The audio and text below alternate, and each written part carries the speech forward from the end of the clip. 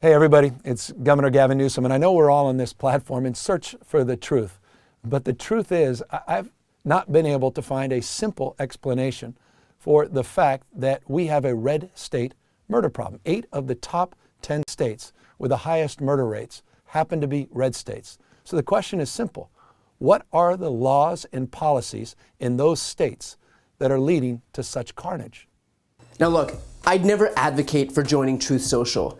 But if you are going to join what I can only assume is the social media equivalent of Dan Bongino's gym bag, then this is probably the way to do it. Now, first off, I want to talk about Newsom's claims. According to a comprehensive study from the Third Way, it turns out that the most recent data shows that per capita murder rates are, on average, 40% higher in the states that Trump won compared to those that Biden won. And yes, 8 of the top 10 worst murder rate per capita states voted for Trump in 2020. But let's go further into the cities. Republican-led Jacksonville, Florida has a per capita murder rate more than 3 times higher than New York. Tulsa, Oklahoma, and Oklahoma City both have per capita murder rates that triple and double, respectively, that of New York City. Bakersfield and Fresno are both led by Republicans, and both have higher per capita murder rates than Los Angeles and San Francisco. So while Democrat-led cities like Chicago do have high murder rates, so do plenty of Republican-controlled cities. So I get that blindly pointing to the cities as a catch-all for Democratic policy failure is easy, but Republicans have nothing to brag about and should probably worry about cleaning up not only their cities, but their states too. And just to build on that, it doesn't look like it's trending in the right direction in red states either. The state with the highest percent increase in per capita murder rate, Wyoming, with a 91.7% increase. The second highest state, South Dakota, with a 69% increase. In fact, 6 of the top 10 states with the highest percent increases in per capita murder rates are red states, and besides Wyoming and South Dakota include Nebraska, Kentucky, West Virginia, and Kansas. Not exactly liberal bastions, are they? You know which states aren't even in the top 10? New York or California or Illinois, all of the right's favorite punching bags. It's almost like they need a refresher on their talking points. And granted, while Republicans will fall over themselves pointing to crime, even despite the fact that they themselves oversee more dangerous states than Democrats, it's especially interesting that when they have the opportunity to actually do something about it beyond just whining to Sean Hannity on Fox News, they block every solution.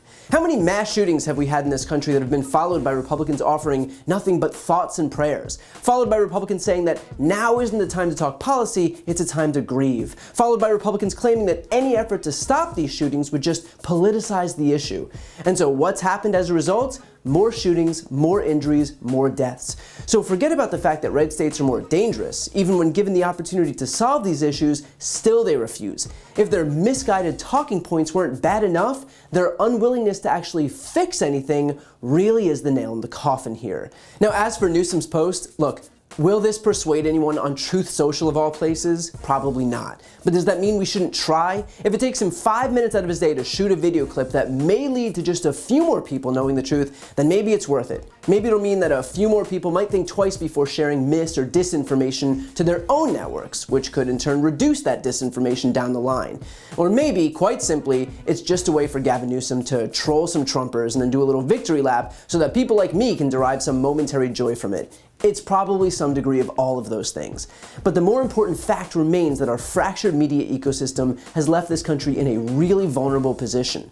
If we want to be able to win the future, especially amid threats from countries like China, Russia, North Korea, and Iran, then at a bare minimum, we have to be able to acknowledge objective reality. We have to be able to decipher fact from fiction. Let's be honest here, there is no way that China is looking at what's happening in the US right now and not falling over themselves with glee. Forget about winning the future when it comes to renewables and clean energy. Forget about drawing the world's best and brightest here. We've got a sizable faction of our population who thinks that a dead Venezuelan dictator helped Joe Biden steal an election from Trump despite losing 64 court cases.